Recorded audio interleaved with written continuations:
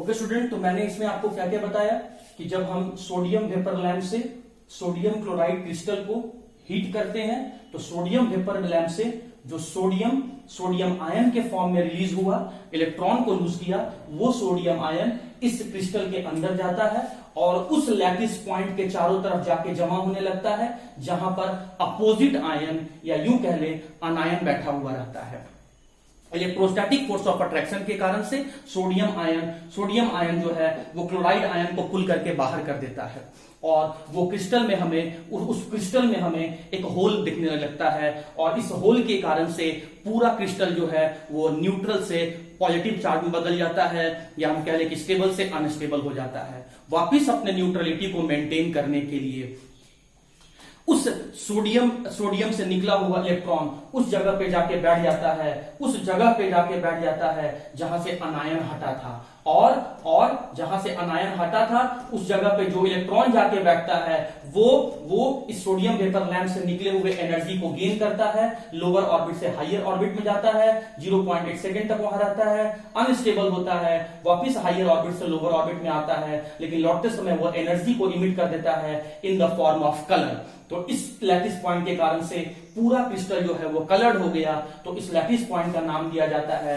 Short में F centre, या इसी को हम लोग फार्बेन सेंटर भी कहते हैं, फैबो सेंटर भी कहते हैं स्टूडेंट, या फार्बेन सेंटर भी कहते हैं, जिसका मतलब होता है वो लैटिस पॉइंट जिसके कारण से पूरा क्रिस्टल कलर्ड हो गया है, मतलब कलर प्रोड्यूसिंग सेंटर। एक वर्ड में सुन लो, colour producing centre is known as the F centre. Electron के आने के कारण से क्या क्या बदलाव देखने को मिला?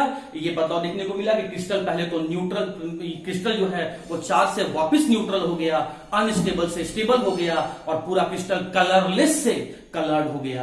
तो ये फेनोमेनन सिर्फ NaCl में नहीं होता है, ये फेनोमेनन लिथियम क्लोराइड में होता है और पोटासियम क्लोराइड में भी होता है। एफ सेंटर के कारण से सोडियम क्लोराइड क्रिस्टल में एफ सेंटर बनने के कारण से NaCl क्रिस्टल का कलर येलो हो जाता है।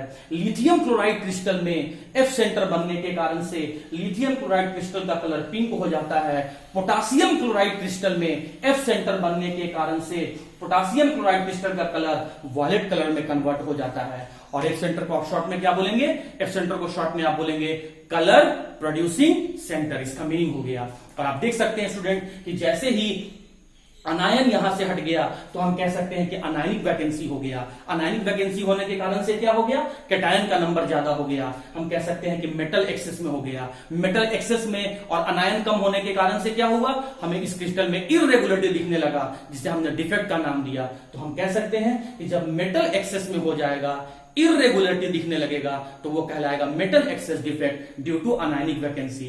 और ये फेनोमेनन होने के कारण से जो इंपेरिकल फॉर्मूला डिफेक्टिव क्रिस्टल का है वो आइडियल क्रिस्टल के इंपेरिकल फॉर्मूला से मैच नहीं करेगा, तो इसे हम कहेंगे कि ये नॉन स्टिचियोमेट्रिक डिफेक्ट भी है। तो यहां से आपको दो बात याद रखना है, एफ सेंटर क्या होता है और एफ सेंटर बनने के कारण से किस क्रिस्टल का कलर क्या हो जाता है, ये बात आपको याद रखना है। मैकेनिज्म आप याद रखते हैं तो भी अच्छी बात है, नहीं याद रखते हैं तो भी स्टूडेंट एग्जाम में ये मैकेनिज्म पूछा नहीं जाता है।